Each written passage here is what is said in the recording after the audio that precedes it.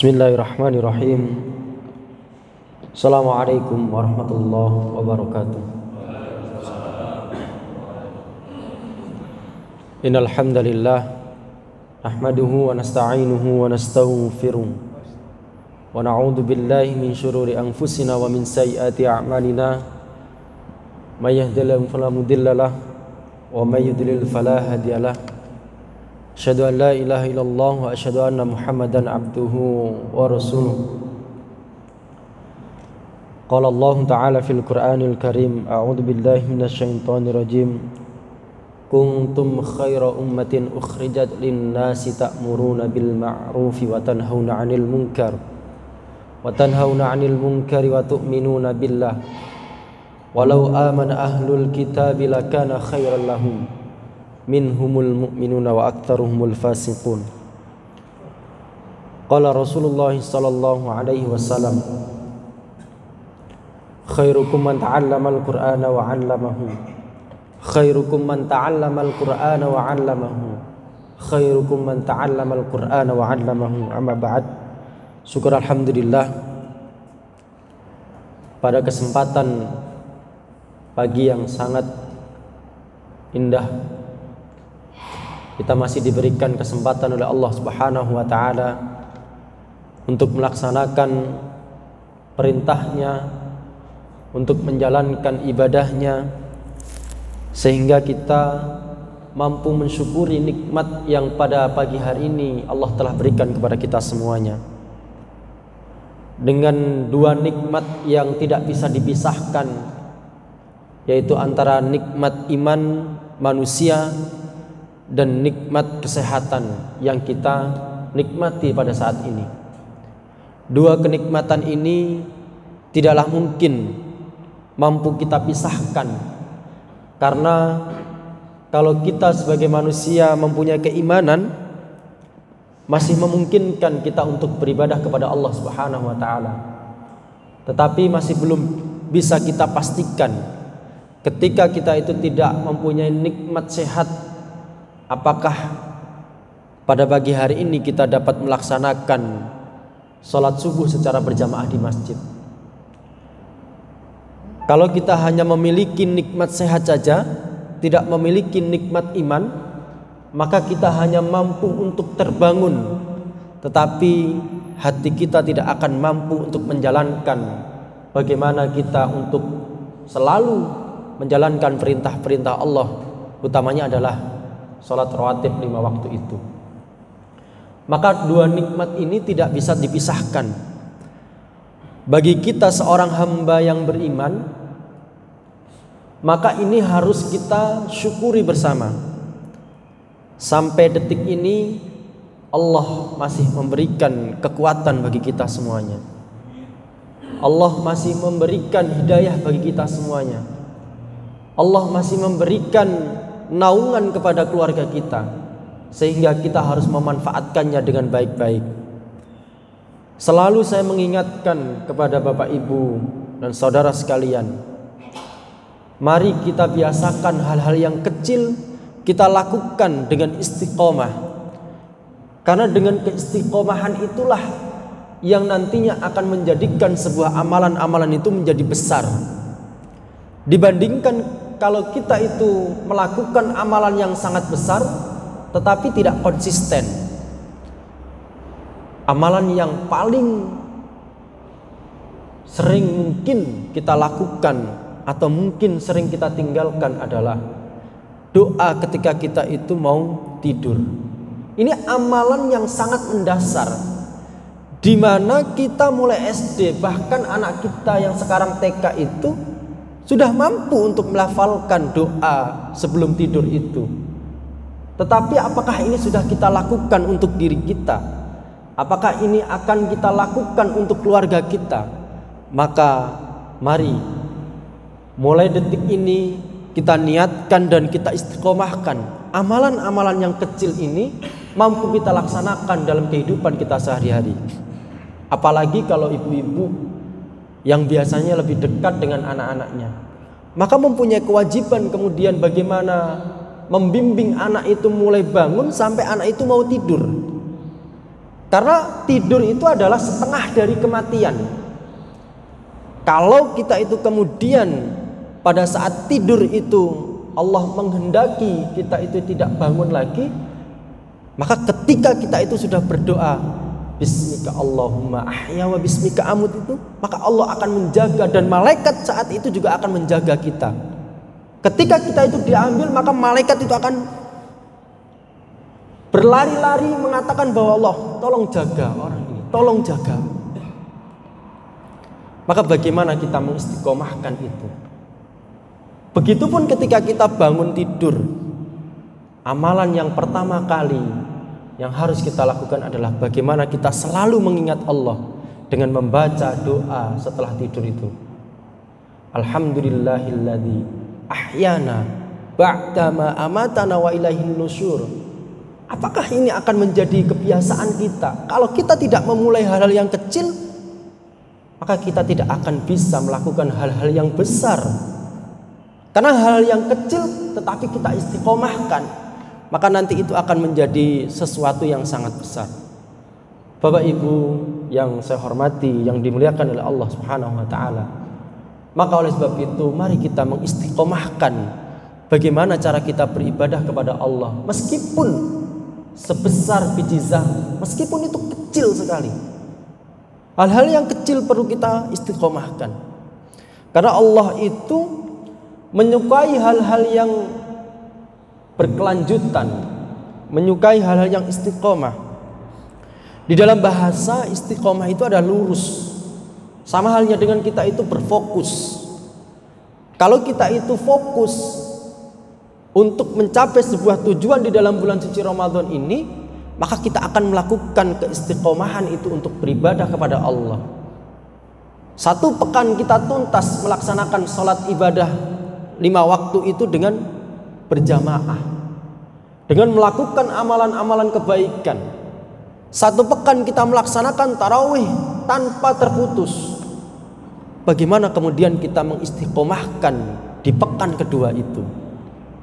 Maka ini yang sangat penting. Istiqomah di dalam beribadah itu adalah amalan yang paling dicintai oleh Allah Subhanahu wa taala. Maka nanti saya akan menyampaikan 5 hal yang harus kita jaga. Bagaimana kemudian kita ini sebagai seorang hamba yang mampu untuk beristiqomah kepada Allah Subhanahu wa taala dalam hal beribadah kepadanya. Bapak Ibu yang dirahmati oleh Allah, amalan yang dilakukan secara konsisten Allah akan menyukai meskipun itu kecil. Sekali lagi, meskipun itu kecil. Seperti apa yang saya sampaikan di awal, mau tidur kita mengucapkan doa di dalamnya sebagai bentuk rasa syukur kita dan penjagaan yang kita harapkan selama kita tidur. Ketika kemudian kita itu bangun, maka kita juga berdoa di situ. Sebagai bentuk rasa syukur kita sudah dibangunkan oleh Allah Subhanahu wa taala. Maka 2 hal ini yang paling mendasar dalam hidup kita, bangun dan mau tidur, ini kita biasakan dengan berdoa. Maka oleh sebab itu Imam Bukhari mengatakan bahwasanya berbuat sesuatu yang tepat dan benar kalian, dan amalan yang paling dicintai oleh Allah adalah amalan yang terus menerus meliputi meskipun itu sedikit. Sanadnya itu kalau Imam Bukhari itu hadis yang paling kuat, ya, pasti sahihnya. Maka ketika kita itu menganut sebuah amalan itu, ya kita harus berlandasan pada Al-Quran dan hadis yang sahih itu. Maka oleh sebab itu Bapak Ibu, banyak faktor-faktor yang harus kita temukan di dalam diri kita. Salah satunya adalah kita pasti kenal yang namanya 2 kalimat syahadat itu. 2 kalimat syahadat inilah yang mampu memurnikan ketauhidan kita kepada Allah Subhanahu wa taala. Maka bagaimana kemudian kita itu mentafsirkan 2 kalimat syahadat ini di dalam diri kita? Kalau kemudian kita hanya mampu untuk melafalkan asyhadu an la ilaha illallah wa asyhadu anna Muhammadar Rasulullah, tapi bagaimana kita mengimplementasikan atas 2 kalimat syahadat ini yang menjadi syarat kita itu untuk berislam? kita ini Islam turunan, enak, bukan mu'alaf. Kalau orang mu'alaf malah bisa jadi keislamannya lebih kuat lagi, karena mereka akan menggali, mereka akan mencari hasanah keilmuan itu, bagaimana mereka itu memahami agama Islam ini dengan secara kafah. Terkadang kita sebagai umat Islam yang turunan, karena memang orang tua kita itu Islam, maka kita terkadang enggan bagaimana memahami isi Al-Quran itu, bagaimana kita menghayati isi Al-Quran itu, mengkaji Al-Quran itu. Apalagi terlebih adalah 2 kalimat syahadat ini yang nantinya akan menjadi saksi kita ketika di alam kubur. Kita pasti nanti akan ditanya juga. Maka bagaimana kemudian kita implementasi di dalam 2 kalimat syahadat itu? Maka dengan itu Allah meneguhkan keimanan seseorang itu dengan melakukan sebuah kegiatan bentuk nyata dari 2 kalimat syahadat itu. Di dalam tafsir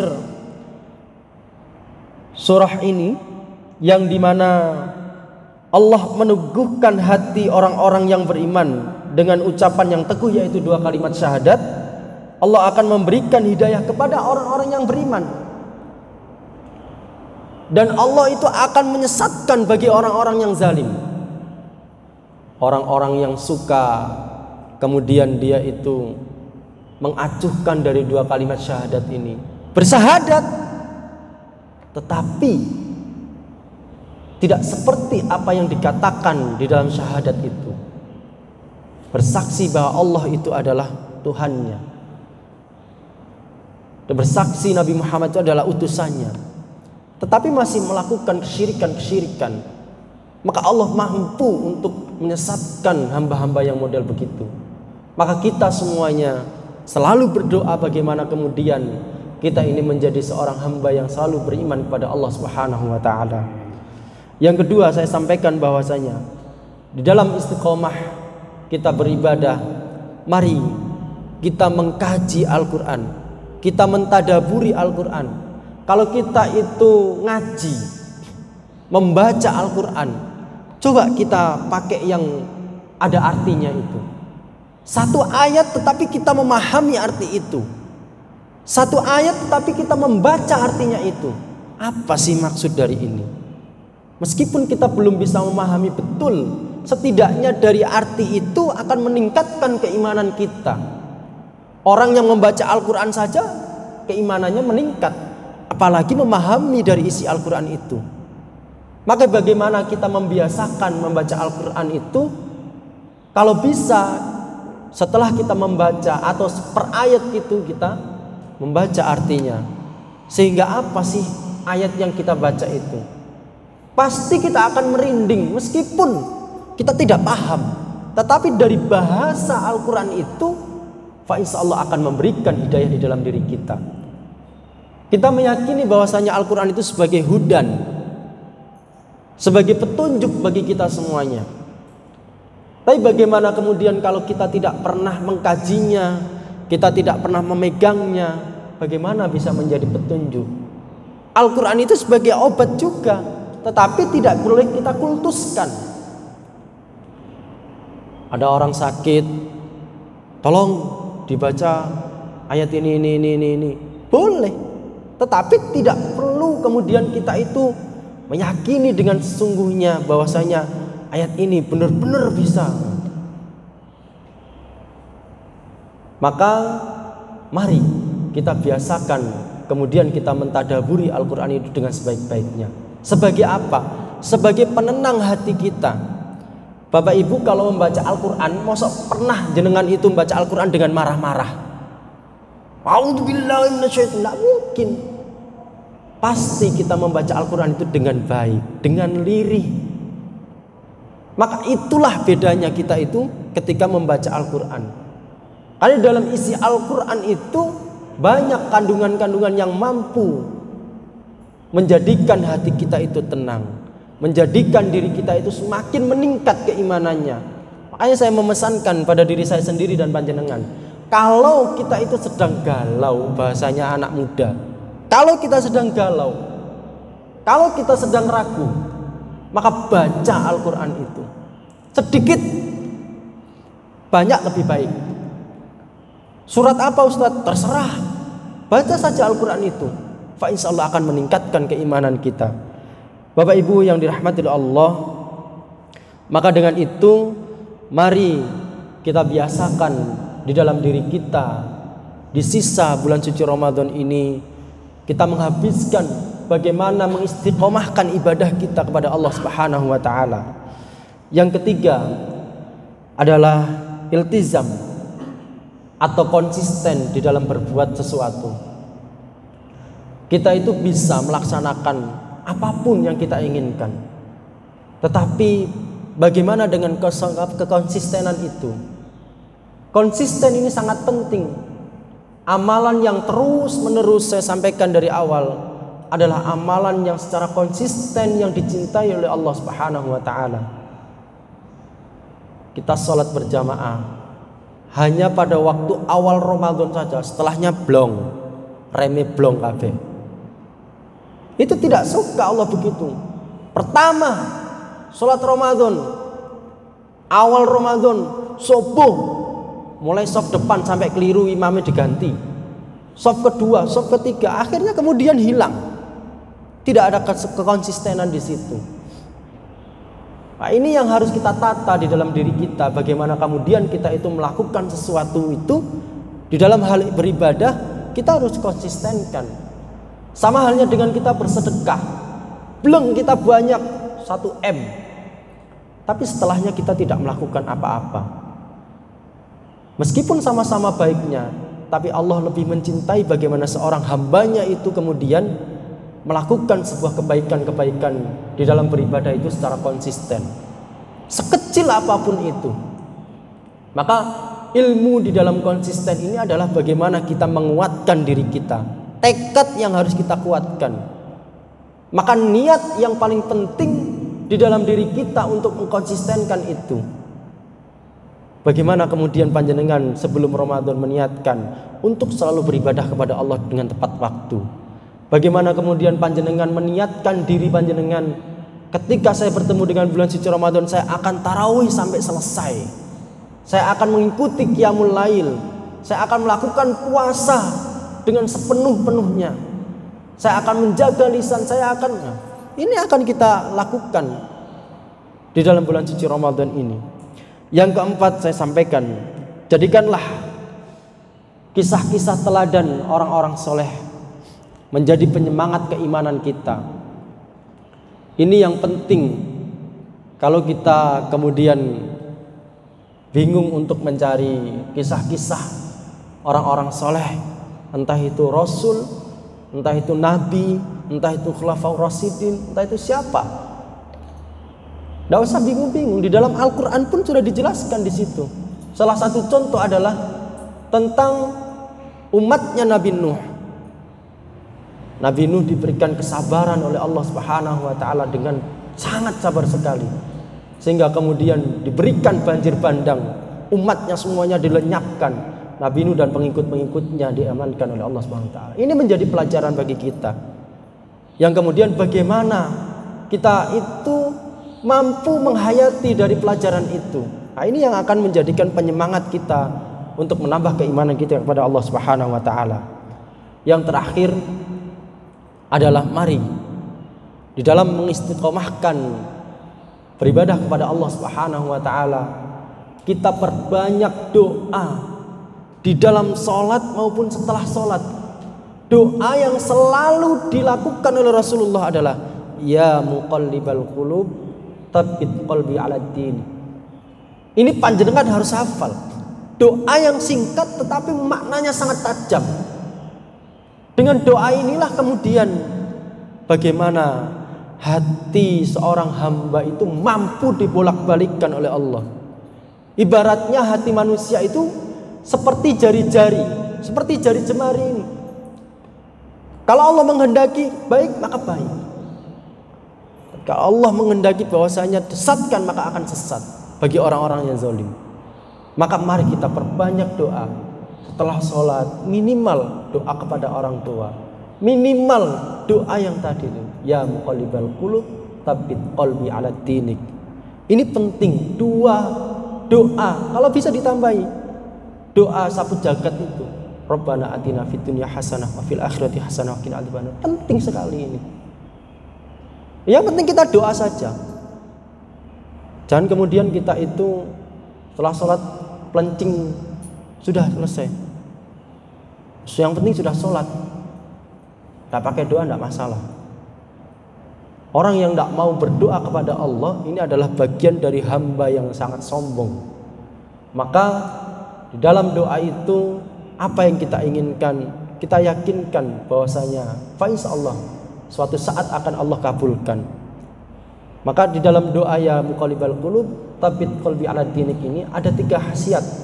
Ada 3 yang harus kita yakinkan di dalam diri kita. Yang pertama adalah bagaimana kemudian kita itu meningkatkan keimanan kita. Kita menenangkan hati kita. Dan yang terakhir ada bagaimana kemudian kita itu bisa merasa tenang di dalam melakukan sebuah aktivitas apapun di situ. 5 hal yang harus kita coba di dalam diri kita sehingga nantinya entah itu dalam Ramadan ini ataupun pasca Ramadan kita ini mampu untuk selalu beristiqomah di dalam beribadah kepada Allah Subhanahu wa taala. Kalau kita ini sudah mencoba di dalam bulan suci Ramadan ini dengan selalu beribadah, insyaallah setelahnya kita akan mampu untuk melakukan itu. Semoga kita selalu diberikan oleh Allah Subhanahu wa taala berupa kesehatan untuk diri kita dan keluarga kita.